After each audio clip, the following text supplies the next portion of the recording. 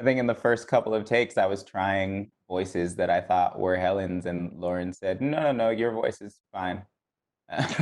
So yeah, I think turns out I sound enough like a very put upon older white lady.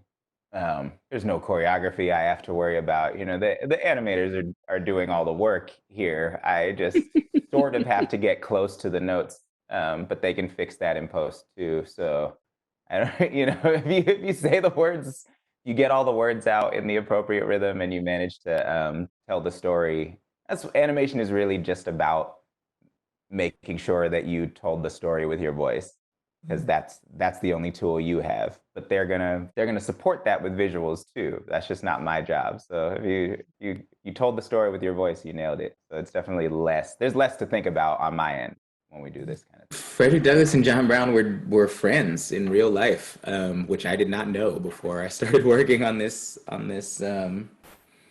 series, and that in and of itself is incredible. But the way that they respected and loved each other is like pretty phenomenal.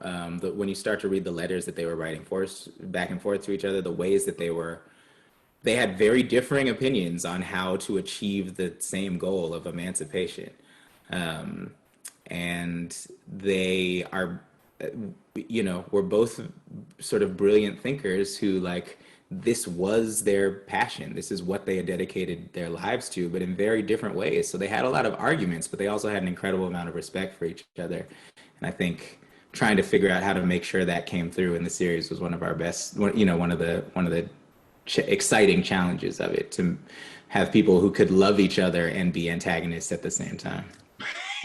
My lifetime.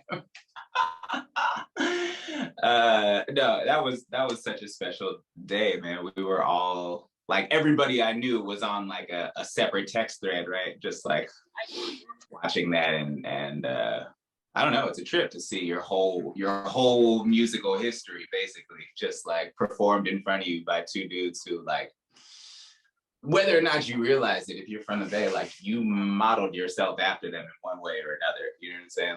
Like either they come up with a invented language that you use every day, or like the way that you, the way that you go about figuring out how to do your jobs or whatever, that hustler mentality, like that, they were the purveyors of all of that Bay Area mentality. So to see the two of them sort of up there, just kind of enjoying their success, they had so much fun.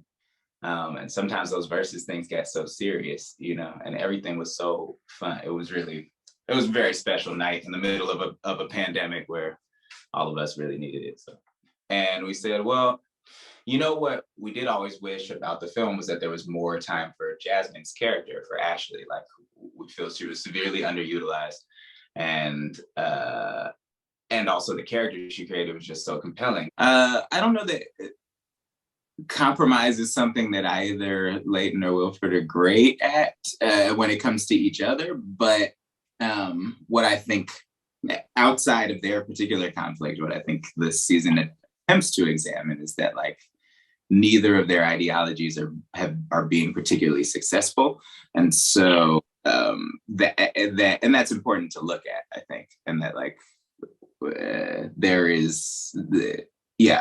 they should be learning probably more from each other.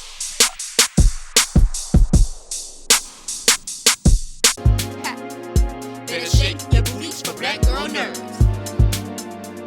Better shake your booties for black girl nerves.